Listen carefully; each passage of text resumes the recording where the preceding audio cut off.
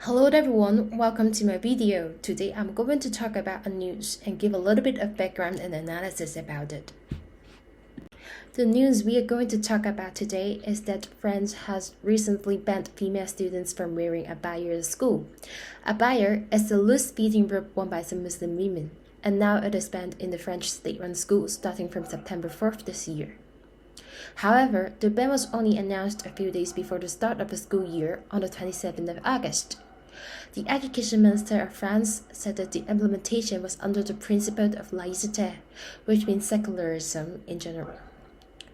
The decision was finally validated by the Council of State this Thursday afternoon.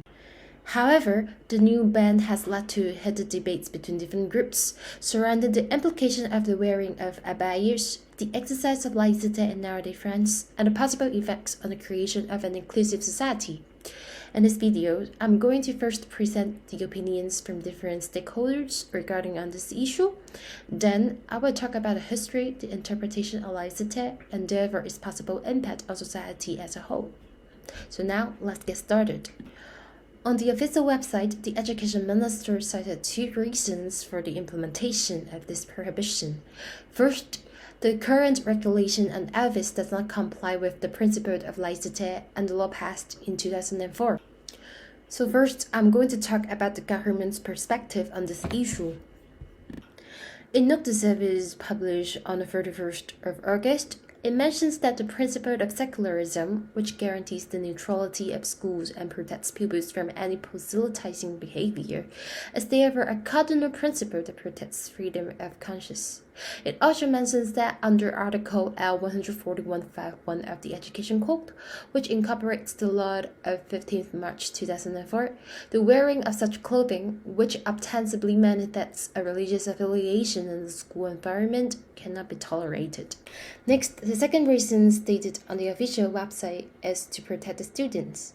In Lettre du Ministère Ouvert, it emphasized that laïcité is not opposing to any religion, but it is to protect the students from physical, symbolic, and psychological pressure.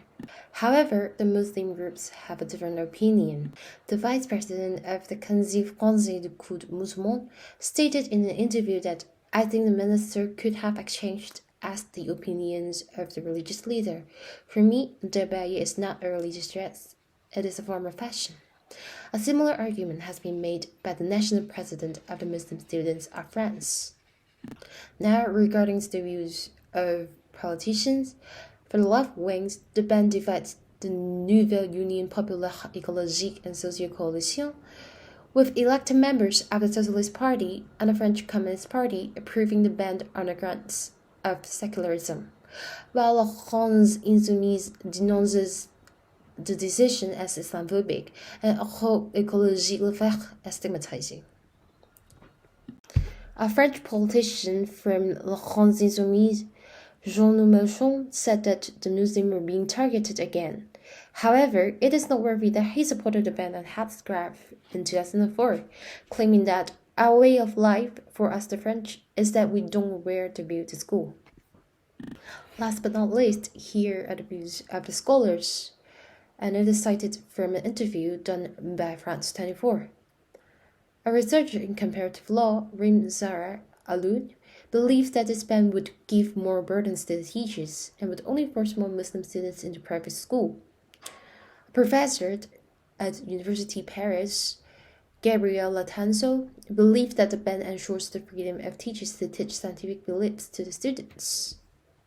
So when you read the news, it is very likely that we only know what has happened and also the views of different stakeholders. However, what about the core of the debate? What about the history, the interpretation of laïcité? So now let's dig deeper into the concept of laïcité and the historical roots. The start of laïcité is generally referred to the law passed in 1905, but its ideological roots could be traced back to the French Revolution in 1789. The idea of laïcité embodied the ideals of the Revolution, such as the concept of religious freedom defined in individual terms, its opposition to political Catholicism, and the notion of human rights stated in Déclaration des droits de l'homme et du citoyen. To put it simply, the aim of laïcité was to enforce the separation of church and state. The concept of laïcité was first imposed in education at the start of the 19th century.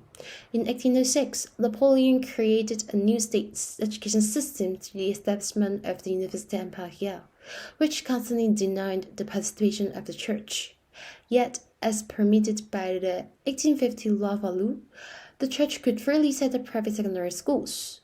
The establishment of the Third Republic further imposed such separation. In 1871, Léon Gabetta, the Republican politician who played a prominent role in the Third Republic, called for the urgent separation of education from church. France's École de la République was finally created in the 1880s, providing free and compulsory schooling to students. However, the motivation behind imposing such separation was, of course, the political benefits of the Republicans. It allowed them to set up training centers that instill pupils with Republican identity and morality. Such political incentives of the French government continued towards the later centuries, as proven by the ambiguous attitude on the implementation of laïcité. For example, although the law of 1905 prohibited the state from financing the construction of religious buildings, the state planned and financed the building of the Paris Mosque in 1926 as a memorial to the Muslim soldiers fighting in World War I.